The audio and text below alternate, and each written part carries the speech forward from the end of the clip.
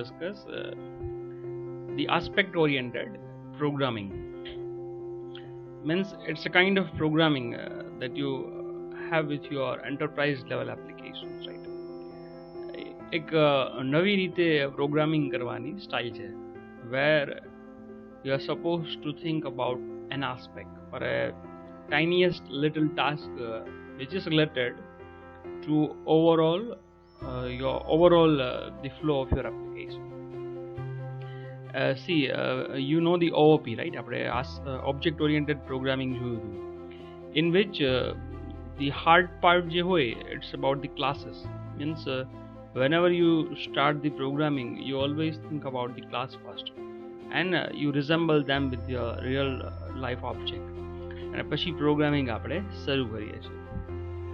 Now here key point જે છે, key aspect જે છે, which is means key આપણું જે as I said કે ક્લાસીસ વિશે આપણે જ્યારે વિચારતા હોઈએ છીએ while we are doing OOP, તો અહીંયા જ્યારે બી તમે કંઈક પ્રોગ્રામિંગ કરતા હશો ઇન AOP, તો ટાઇનિયસ્ટ લિટલ જેનો આસ્પેક્ટ જે હોય ને, મીન્સ એનો કી પોઈન્ટ જે છે અથવા કોઈ પોર્શન ઓફ કોડ જે છે એને વિચારશો, and then you will do the programming. See જો આમાં સ્લાઇડમાં જોઈએ this સચ જે આપણે વાત કરીએ જ છે. Just see, the AOP complements OP by providing the another way of thinking about a program structure. Means it is a complement with OOP. બંને સાથે બી યુઝ કરી શકો, સ્ટેન્ડઅલોન બી યુઝ કરી શકો, but it's better that you use parallelly. The key unit of modularity in OOP is a class. As I just said કે આપણે OOP જો use કરતા હોય, like જાવામાં જોયું કે એડવાન્સમાં જોયું, we think about the class first, right? But in terms of OOP, in OOP, the unit of modularity is the aspects. Now, what is exactly the aspects? It is a part of the code or a piece of code or a module that you are developing. Now, aspects enable the modularization of concerns. Now, જે એક નવી વસ્તુ concern means જે આપણે કામ અત્યારે કરવા જઈ રહ્યા છીએ તે of such as what a concern શું હોઈ શકે? Generally a concerns કેવા હોય which is maybe related to your application but they are differing from the main functionality of your application, right? Other tasks જેને કહે ને કે સાઇડ ટાસ્ક જે છે એ હોઈ શકે. કઈ હમણાં આપણે જોશી જો લખેલું છે such as what the transaction management, right? Now it is an aspect of your programming where you are અમારી ઓવરઓલ એપ્લિકેશનમાં જે ટ્રાન્ઝેક્ટ થતા હોય જેને તમારે મેનેજ કરવા છે, તો it is such an aspect which is આમ જોવા જાવ તો પાર્ટ ઓફ યોર એપ્લિકેશન છે, બટ એપ્લિકેશનની ફંક્શનાલિટી મેઇન કોર ફંક્શનાલિટી હોય એને મે બી કન્સર્ન ન હોય, પણ એટલે એને આપણે એને અલગ કરી દેવાનું. That cut across multiple types and objects. Such as concern are often termed cross-cutting concerns. અને એ ઘણી વખત કન્સર્ન્સ એવા બી હોય, ક્રોસ કટિંગ્સ એટલે કહે છે ક્રોસ કટિંગ કન્સર્ન્સ એવું બોલે, તે may be used by multiple apps or maybe multiple part of your application is using the same thing. Is this aspects. So let's go ahead. See, breaking down program logic. જો હવે કદાચ વધારે easily તમને સમજાય છે, breaking down program logic into distinct parts called so-called concerns in AOP. So in AOP, like see, આપણે જો તમને if you remember, we are dividing our code into number of parts using threads.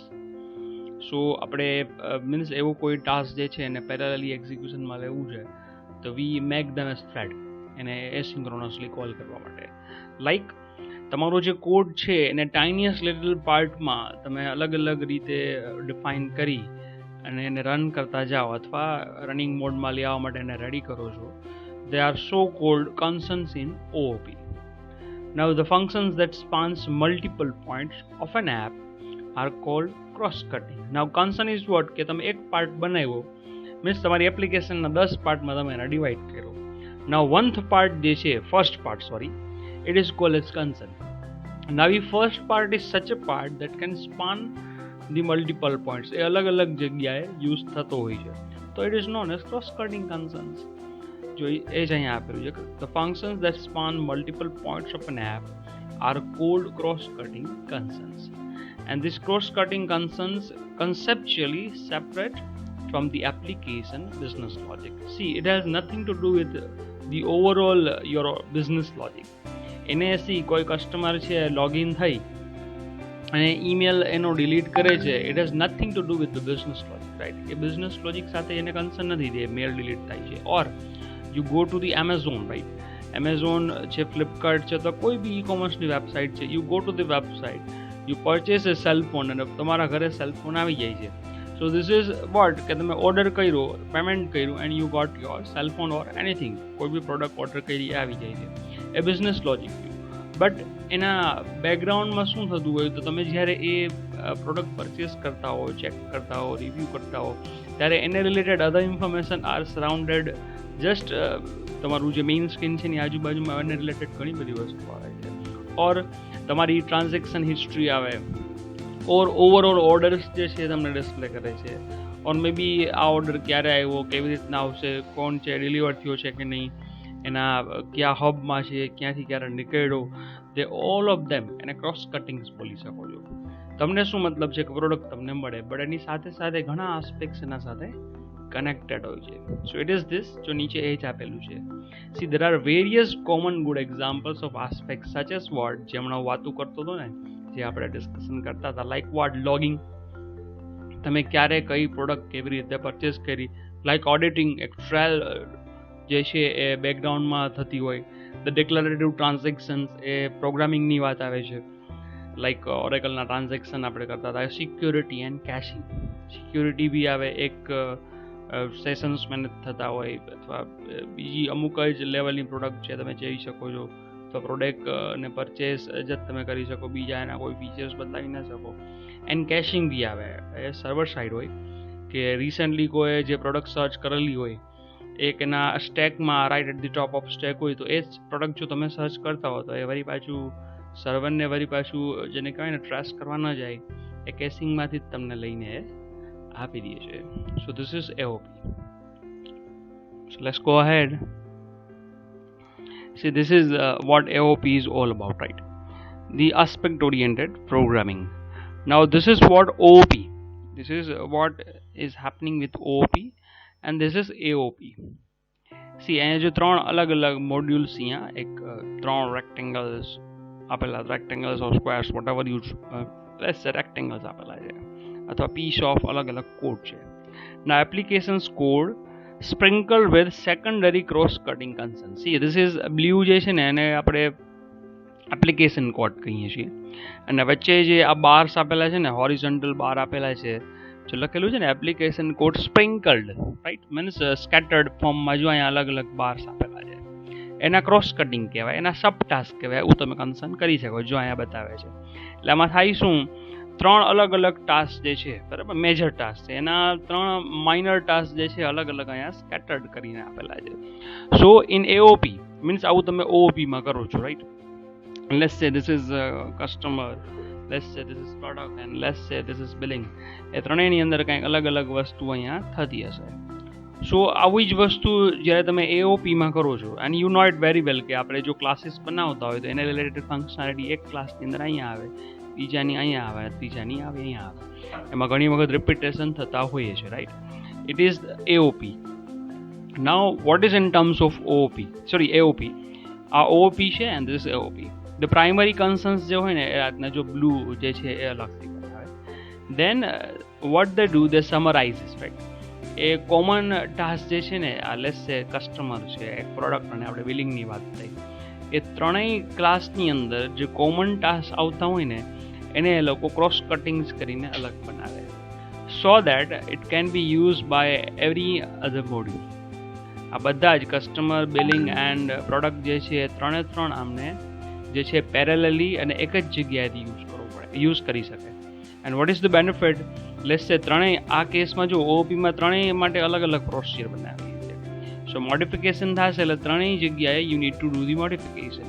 But in terms of AOP જો તમે cross cuttings જે છે એટલે કે એના માઇનર ટાસ્ક જે છે વિચ કેન બી રિપીટેબલ, ત્રણેય કોમનલી એને યુઝ કરતા હોય છે, એને અહીંયા અલગ અલગ ટાસ્ક જે છે એમાં બનાવી નાખો તો each of them can reuse it. So this is the overall idea about, or rather the hard part જે કહેવાય ને એ જે છે AOP ની અંદર આ છે. So let's see the next slide, which is the AOP summary. See, the AOP modules of framework provides the AOP implementation. Means AOP is a general idea which can be implemented by any other programming languages or કોઈ બી framework જે છે એને use કરી શકે છે. But spring framework જે છે એની અંદર બી એનું ઇમ્પ્લિમેન્ટેશન અવેલેબલ છે. Now you can think of them like a triggers, right? AOP is like triggers. PLSQL માં આવતું હતું કે triggers are such a procedure or functions which is invoked implicitly maybe by the Oracle engine, right? કેવી રીતે on the basis of few events, on the basis of few action જે triggers છે implicitly જ run થઈ જાય છે. તો same thing is here, right? Spring AOP is implemented in pure Java. As all we know કે આ બધા જ framework is we are doing it Java. So hence it does not require separate compilation process. અને અલગથી means એનું કોઈ compiler કે એવું કંઈ નથી આવતું. જાવાથી જ તમે એને કામ કરો છો એટલે જાવાનું જ કમ્પાઇલરને કમ્પાઇલ કરી દઈએ છે. So what it does allow us to define method interceptors બોલે એને and point cuts to બોલે which cleanly decouple the code. Means આપણે જે બી પ્રોગ્રામિંગ કરીએ છીએ એને અલગ અલગ પાર્ટમાં ડિવાઈડ કરે which implements the functionality should be separated. હમણાં જે આપણે વાત કરી ને કે main concern and other concern, right? Method interceptors ને આપણે main primary બોલીએ અને point cuts તે એ વારંવાર ક્રોસ કટિંગ્સ આવે છે એની વાત કરીએ. એ બધાને અલગ અલગ કરી અને તમે reusable બનાવી શકો. And AOP helps you to decouple cross cutting concerns from the object that they affect, right? હમણાં જે વાત કરીએ ને કે એને અલગ તમે ક્રોસ કટિંગ્સ બનાવી ને એની ફંક્શનાલિટી સાઇડમાં એસિંક્રોનસલી જે છે on the basis of few events you can start.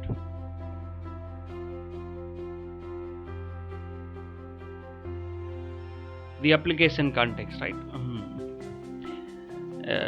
See, Sowlet ની અંદર we have seen the application context, right, which allows to use the global features which is related to your application. Now application context is the central interface. Means આખા Spring framework ની અંદર જે central interface is this for providing configuration and information to the application. As we have discussed કે tight coupling કરીએ કે loose coupling જે બી થતું હોય ખાસ તો loose coupling એ બધું જ configuration base જે છે Spring ની અંદર થતું હોય છે. Dependency એ જાતે જ આપી દે છે but it need to be configured out. અને આ બધા જ configuration ને જ્યારે તમારે access કરવા હશે you need application context object, right? એટલે ખરેખર તો આપણે આ ઇમ્પ્લિમેન્ટ કરીએ ને આનું એક એક્ઝામ્પલ જોઈએ ત્યારે આવે બટ સ્ટીલ એક આપણે થિયરીની જેમ એટલે જોઈ લઈએ છીએ ત્યારે કેમ કે બુકમાં બી એ જ રીતે આપેલું છે. Now it is a read only at run time, right?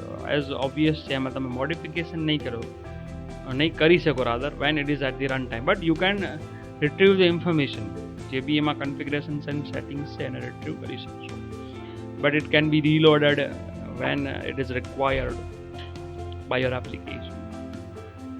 See, a number of other classes implement the application context interface in Spring, right? Spring framework ની અંદર ઘણા બધા એવા internal classes હશે which are using the એનું એક interface જે છે એને use કરતા હશે. For what? Allowing a variety of configuration options and the types of application. અલગ-અલગ કામ અને અલગ-અલગ feature જે કરતા હશે એના માટે એને use કરી શકશે. Now it has the ability to load resources in a generic fashion. કોઈ બી resource હોય બરાબર છે in a very generic fashion you can load. Class હોય, ઇન્ટરફેસ હોય, કોઈ બી ટાઈપનો જેનરિક ફેશન મીન્સ બધા રિસોર્સિસ લોડ કરવાની જે મેથડ છે it is same. And to publish events to registered listeners. આપણે ઇવેન્ટ ડેલિગેશન મોડલ જે એપ્લેટમાં જોયું હતું લાઈક એમાં આપણી જે બી ઇવેન્ટ હોય એને રજિસ્ટર કરવી પડે એના હેન્ડલર્સ સાથે સો દેટ નેક્સ્ટ ટાઈમ અહીંયા કોઈ એક્શન થાય તો તો એનું હેન્ડલર જે છે એને લિસન કરે અને પછી એને મેનેજ કરે. તો એ જે ઇવેન્ટ રિલેટેડ જે કામ જે છે એ બી એપ્લિકેશન કન્ટેક્સથી થાય છે.